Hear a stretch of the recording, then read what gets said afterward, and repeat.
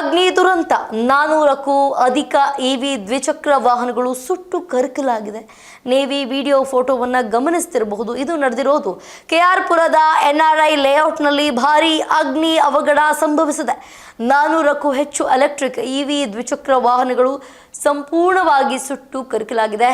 Electric ಬೈಕ್ಗಳನ್ನು ಜಿಪ್ಟೋ, ಸ್ವಿಗ್ಗಿ ಹಾಗೂ ಝೊಮ್ಯಾಟೊಗಳು ಸಂಸ್ಥೆಗಳ ಡೆಲಿವರಿ ಸಿಬ್ಬಂದಿಗೆ ದಿನ ಬಾಡಿಗೆಯನ್ನು ನೀಡಲಾಗ್ತಾ ಇತ್ತು. ಕೆಆರ್ ಪುರದ ಎನ್ಆರ್ಐ ಲೇಔಟ್ನಲ್ಲಿ ಭಾರೀ ಅಗ್ನಿ ಅವಘಡ ಸಂಭವಿಸಿದ್ದು 400ಕ್ಕೂ ಹೆಚ್ಚು ಎಲೆಕ್ಟ್ರಿಕ್ ದ್ವಿಚಕ್ರ ವಾಹನಗಳು ಸಂಪೂರ್ಣವಾಗಿ ಸುಟ್ಟು ಕರಕಲಾಗಿವೆ.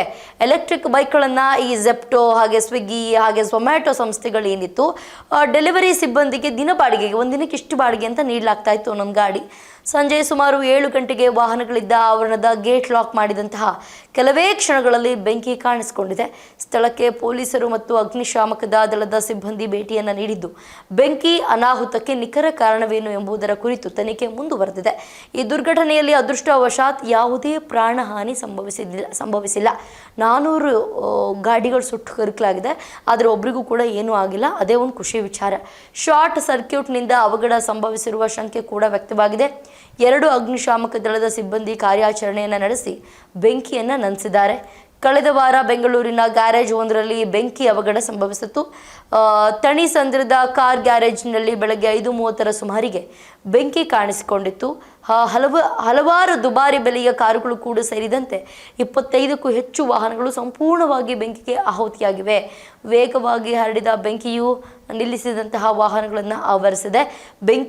ಬೆಂಕಿಯನ್ನು ನಿಯಂತ್ರಣಕ್ಕೆ ತರಲು 5 ಅಗ್ನಿಶಾಮಕ ವಾಹನಗಳು, ಒಂದಲ್ಲ ಎರಡಲ್ಲ 5 ಅಗ್ನಿಶಾಮಕ ವಾಹನಗಳು ಕಾರ್ಯಾಚರಣೆಯನ್ನು ನಡೆಸಿದ್ವು.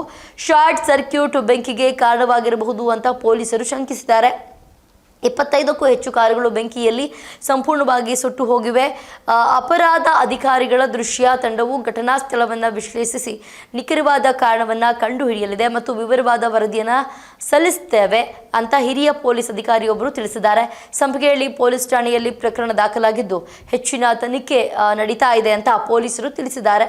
ಇದಕ್ಕೆ ನಿಖರವಾದ ಕಾರಣ ಏನು ಅಂತ ಇನ್ನೂ ಕೂಡ ಸಿಕ್ಕಿಲ್ಲ, ಆದರೆ ಹುಡುಕ್ತಾ ಇದ್ದಾರೆ. ನಿಖರವಾದ ಕಾರಣ ಏನು, ಯಾಕೆ ಹಿಂಗಾಯಿತು, ಶಾರ್ಟ್ ಸರ್ಕ್ಯೂಟ್ನಿಂದ ಅಥವಾ ಬೇರೆ ಏನಾದರೂ ಆಗಿರಬಹುದಾ ಅಂತ ಕಾರಣವನ್ನು ಹುಡುಕ್ತಾ ಇದ್ದಾರೆ. ಇದಾಗಿತ್ತು ಇವತ್ತಿನ ವಿಶೇಷ. ನೋಡ್ತಾ ಇರಿ ಸ್ಪೀಡ್ ನ್ಯೂಸ್ ಕನ್ನಡ. ಸುದ್ದಿ ನಿಮ್ಮದು, ವೇಗ ನಮ್ಮದು.